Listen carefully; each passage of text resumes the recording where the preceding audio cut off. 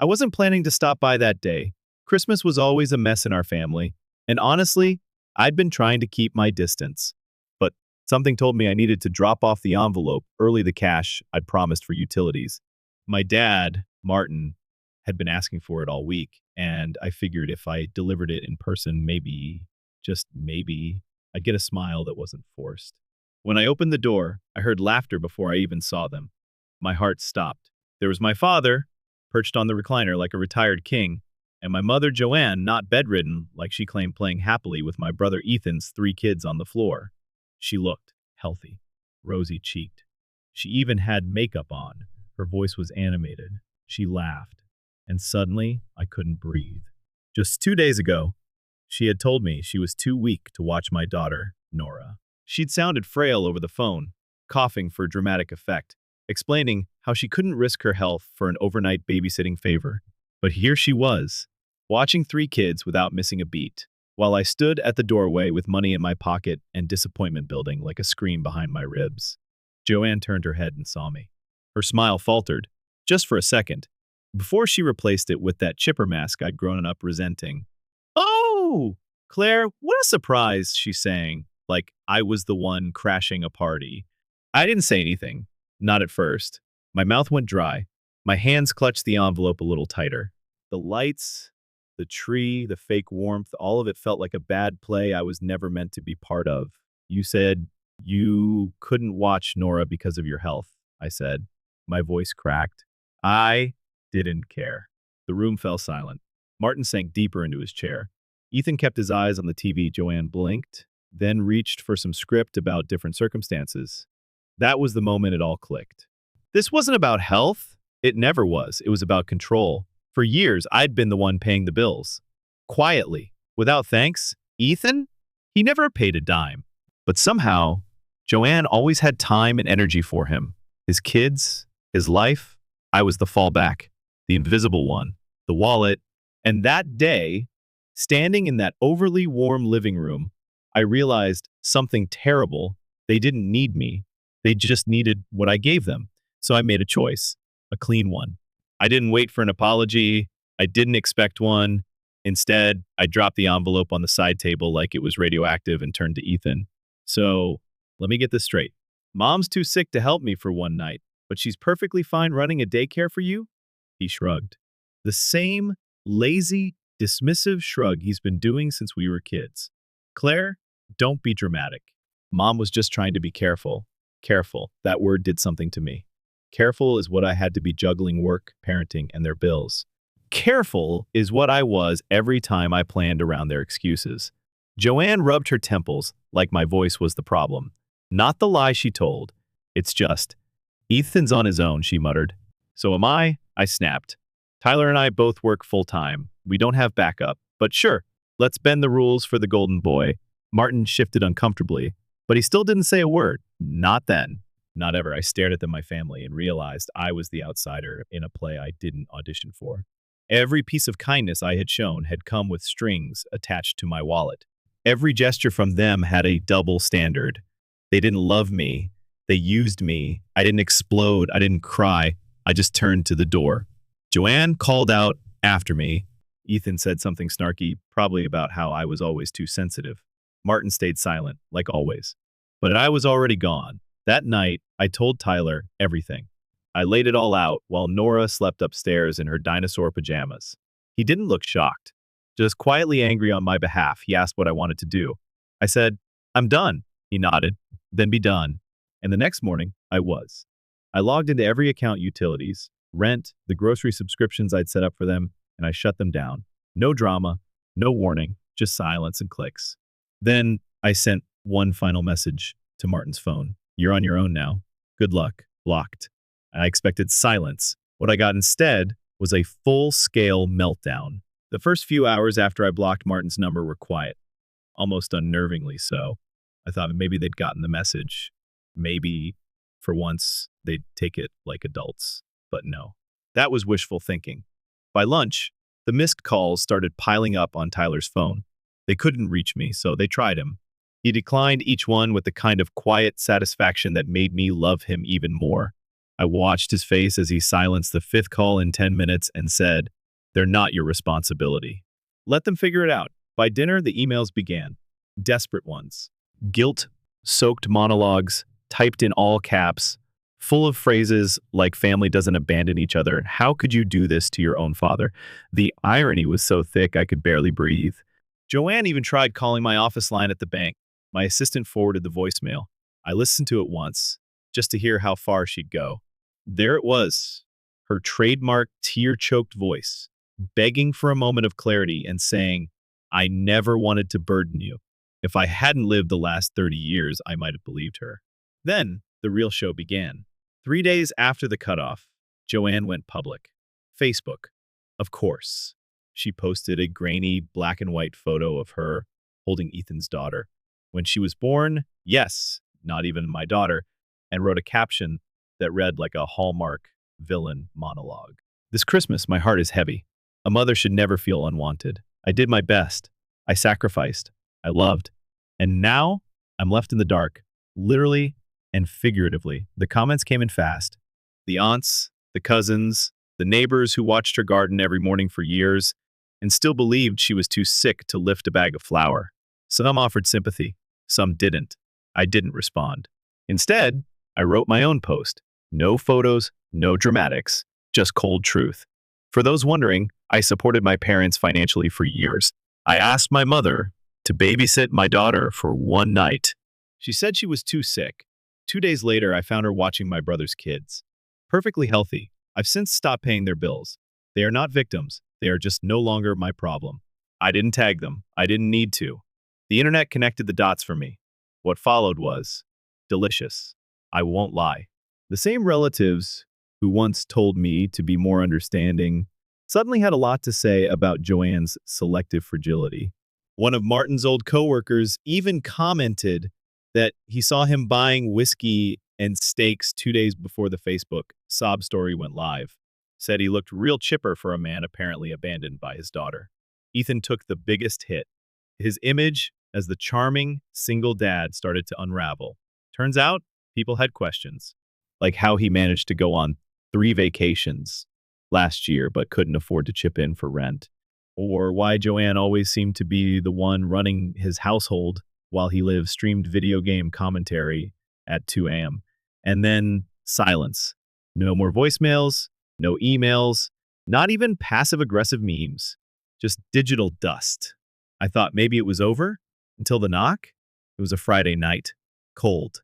Tyler was upstairs reading to Nora, and I was on the couch with a blanket and a glass of wine, halfway through a rerun of The Great British Bake Off when someone rang the bell. Through the peephole, Martin and Joanne. He looked older than I remembered. She looked exactly the same, except now her makeup had smeared from what I assume were rehearsed tears. She held a grocery bag in one hand like a prop. I opened the door just wide enough to step into the frame, blocking their entry. "Claire," she began, voice already trembling. "We need to talk?" "We're talking," I said, not moving. Martin cleared his throat. "Sweetheart, please. We didn't mean to hurt you." I raised an eyebrow. "You didn't mean for me to find out. That's different." She reached for my arm. I stepped back. "We can't make rent," she blurted. "The electric company." "You have options," I said flatly. "You could move. Dad could get a job. Ethan could help. Or you can figure it out without dragging me back into it." Martin's jaw clenched. Joanne's face hardened. There it was, that mask cracking just beneath the martyr routine. "After everything we've done for you?" she hissed. "This is how you repay us?" I tilted my head. "Name one thing you've done for me in the last 10 years that wasn't about what I could do for you." Silence. Martin looked down. Joanne opened her mouth, but nothing came out. That's what I thought. I shut the door. And for the first time in my life, I felt weightless. Not because I was cruel. Not because I enjoyed watching them squirm, but because I had finally stopped begging to be loved by people who only saw me as a bank account with a pulse. The next few weeks were peaceful. Unfamiliar, but peaceful. Tyler and I took Nora on a weekend trip to the mountains. We found a new neighborhood we liked. I even got promoted. Turns out, when you're not constantly running emotional triage for your family, you have space to breathe, to focus, to live.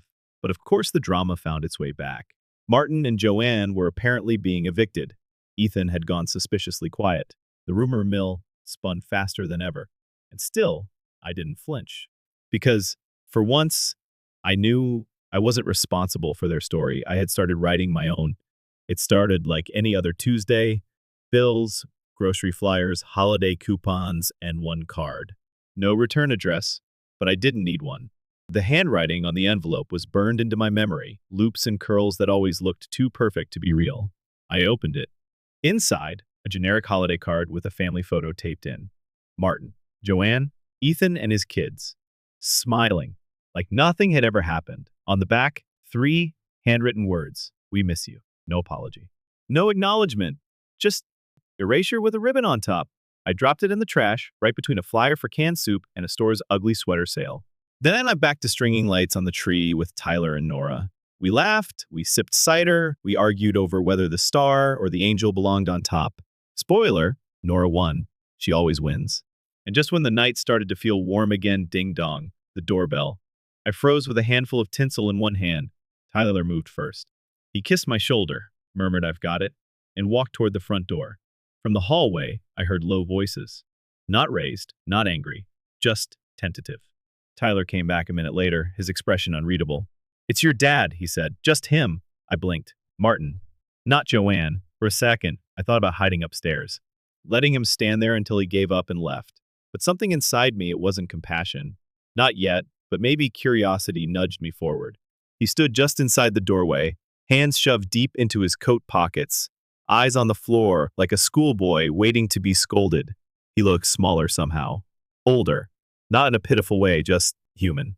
And tired. "Can we talk?" he asked, voice rougher than I remembered. I nodded.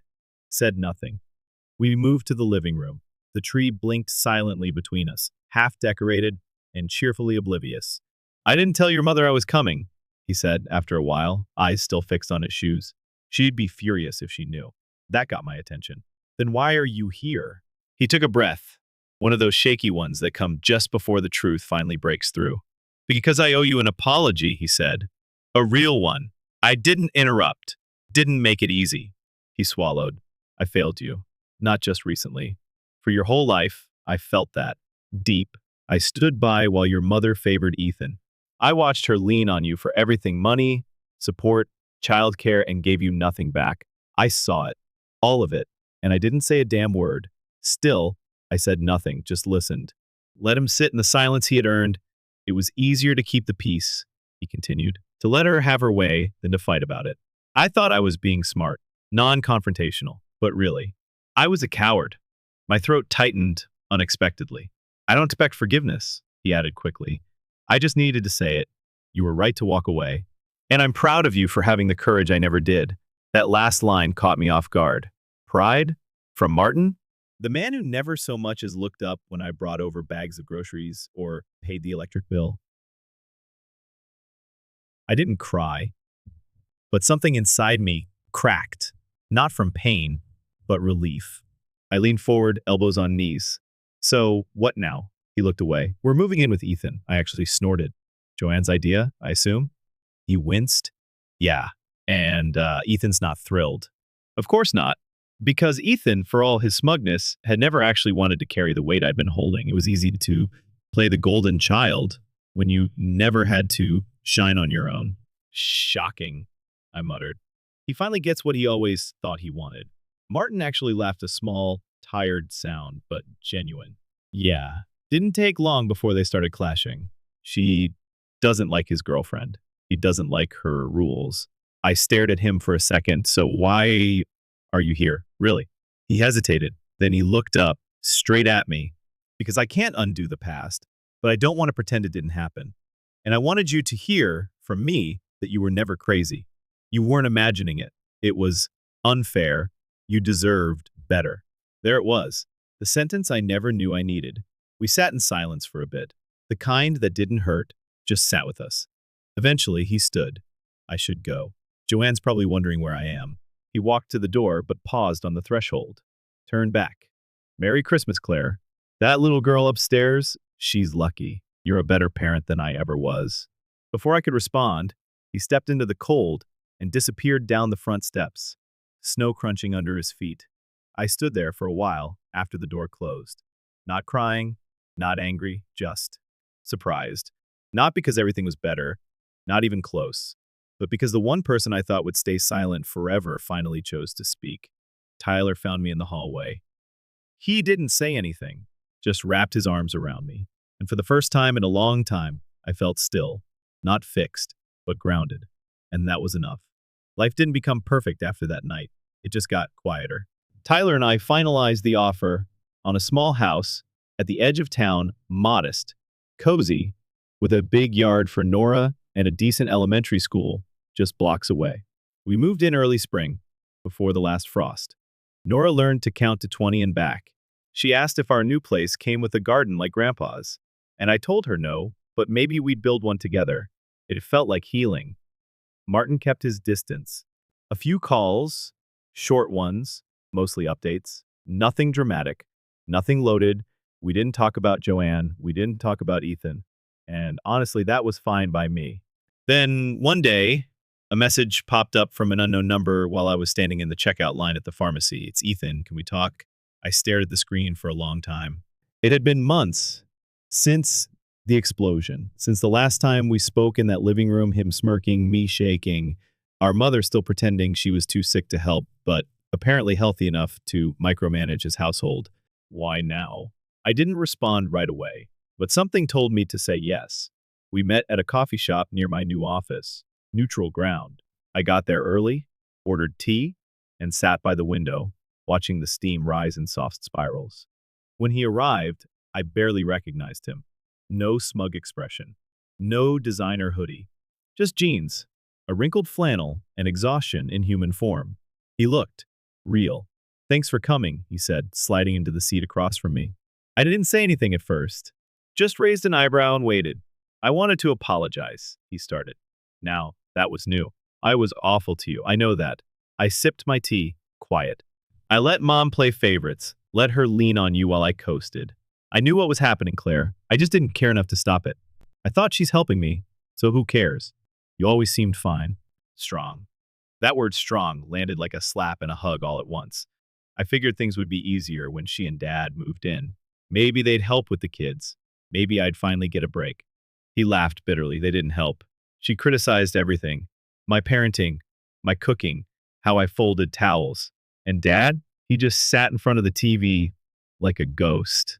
I almost said now, but I held it. He ran a hand through his hair. 2 months. That's how long I lasted before I told them to leave. They moved into some tiny apartment on the edge of town. Mom's still pissed. She blames me. Says I abandoned her just like you did. "Sounds familiar," I said, finally breaking my silence. He smiled. "Yeah." For a long moment, we just sat there. "You were right," he said, "about everything." I didn't need to hear that, but it was still nice. "I'm not asking for forgiveness," he added quickly. "I just needed to say it out loud. I see it now what they did to you, what I did. That cracked something in me. Because Ethan, for all his flaws, had never said sorry. Not once in 30-some years. I appreciate it," I said softly. "But it doesn't erase everything." He nodded. "I know. I'm not here to rewrite history. I want to be better for my kids." That part, that hit. Because despite everything, Ethan was a dad. A tired, overwhelmed, very human dad. I asked about them, his kids, and watched his whole posture shift. Jack's in kindergarten now. Emma's obsessed with soccer. They ask about Nora, sometimes. That caught me off guard. "Really?" He nodded. "They miss her." I told them, maybe someday. I looked out the window, watching the snow melt off the sidewalk. Maybe someday. "I can't promise we'll ever be close," I said. "There's a lot of history. Too much, maybe." "I get that," he replied. "But maybe we could start from here, as adults." I considered it. Maybe we could. We talked a little longer: weather, housing prices, school gossip. It was awkward, then easy, then awkward again. But it was something, a beginning, or an end that didn't feel quite so bitter. As we left, Ethan turned back. "Thanks," he said, "for standing up, for leaving. If you hadn't, I might have never figured it out." I nodded. Didn't say you're welcome, but I didn't need to. That night, after Nora fell asleep and the dishwasher hummed, I sat with Tyler in our kitchen, candles flickering low. "Was it weird?" he asked. I thought about it. Yes, but not in a bad way. He kissed my cheek, and poured another glass of wine. We didn't talk about the past. We talked about Nora's birthday party, about finally putting in that garden, about maybe adopting a rescue dog.